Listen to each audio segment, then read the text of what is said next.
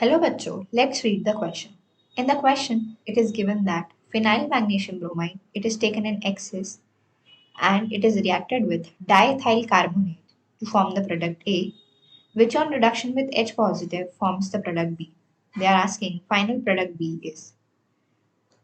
First option is given as benzophenone, then triphenyl methanol, toluene, or we can say phenyl methane, and diphenyl methanol. सबसे पहले की concept लिखते हैं.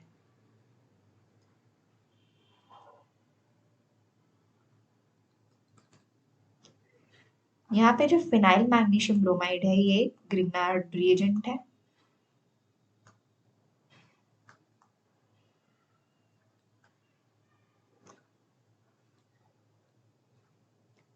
और ये एक न्यूक्लियोफिलिक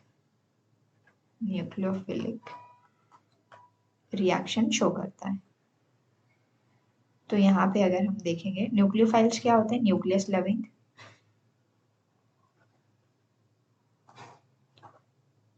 और न्यूक्लियस के ऊपर कौन सा चार्ज होता है, positive charge.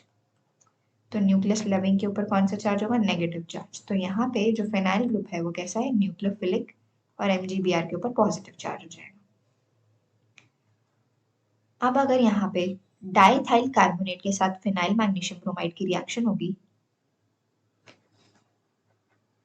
phenyl magnesium bromide, in which phenyl is having the negative charge and MgBr is having the positive charge, and it is reacted with diethyl carbonate.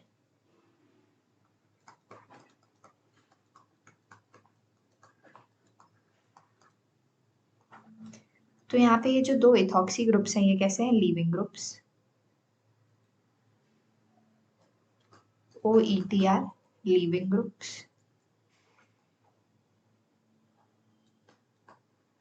इसे हम इथॉक्सी ग्रुप बोलेंगे.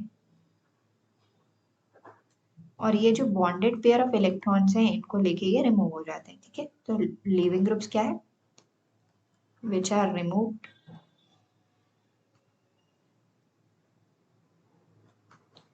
from the reaction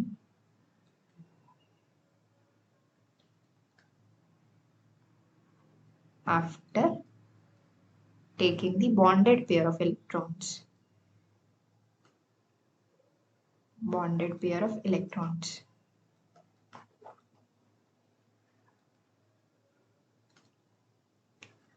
और ये जो C double bond O है इसके ऊपर क्या है, लोन पेयर है ऑक्सीजन के ऊपर, तो ये क्या करेगा, इलेक्ट्रॉन डोनेट करेगा और ये भी एक न्यूक्लियोफाइल की तरह एक्ट करेगा. तो यहाँ पे ऑक्सीजन के ऊपर नेगेटिव और कार्बन के ऊपर पॉजिटिव चार्ज.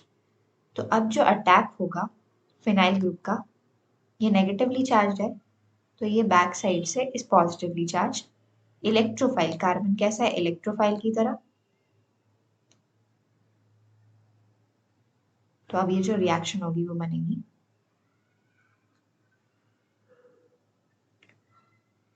और यहाँ पे ये जो फिनाइल मैग्नीशियम ब्रोमाइड है ये क्वेश्चन में दे रखा है कि it is taken in excess.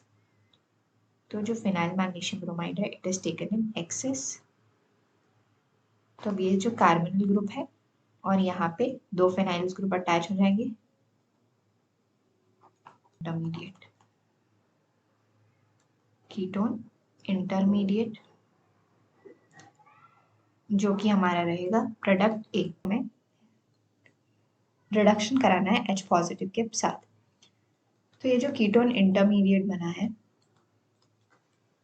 ये होगा डाइफेनाइल मीथेनॉल.